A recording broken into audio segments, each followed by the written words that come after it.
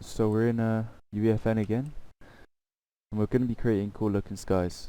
I've seen people making quite long videos on this, and I may as well show you just a short little video of how to do it and the basics. And I'll put in the description of all the stuff that you need to know in depth, and not without having to watch a 50-minute video when you can literally learn it in one line of text. So what you want to do is you want to go to the content drawer, and then you want to go to Fortnite. Then in the content drawer, you want to just search up day sequence.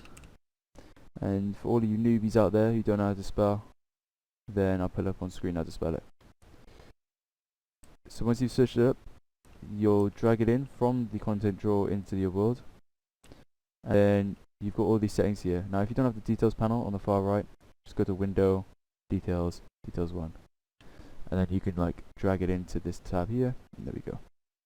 You should be basically good to go, but I'm not going to leave you there because I know some of you will get mad. So it's really self-explanatory of what all these settings do. So if we go to from general to all, you can see all these settings with sunlight. So obviously sunlight, you can change a lot of settings with it. So let's say if we wanted to change the color of the sun to like a red, we can do that.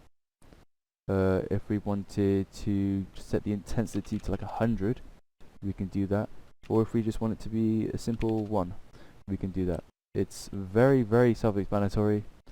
It does what it says it does. We can go to, let's say, skylight, and we can turn this on, and we can set this to like red as well. But I'm not going to go through all these settings because I know that some of you guys will get completely bored, and it's very, very simple and self-explanatory.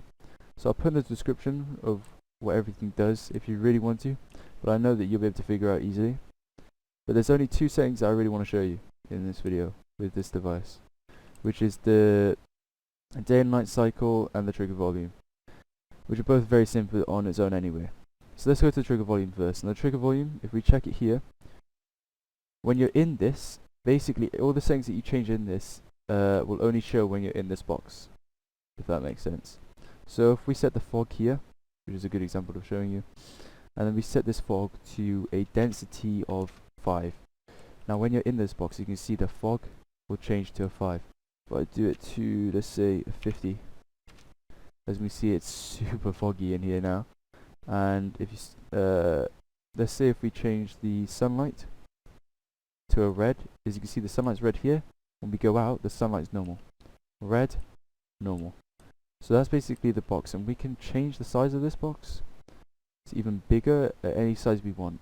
So Fortnite uses this actually today, right now, as this video is posted in Mega City, where they've changed the fog to quite a high density, and they've even added rain with another device. We'll go on to the general tab here.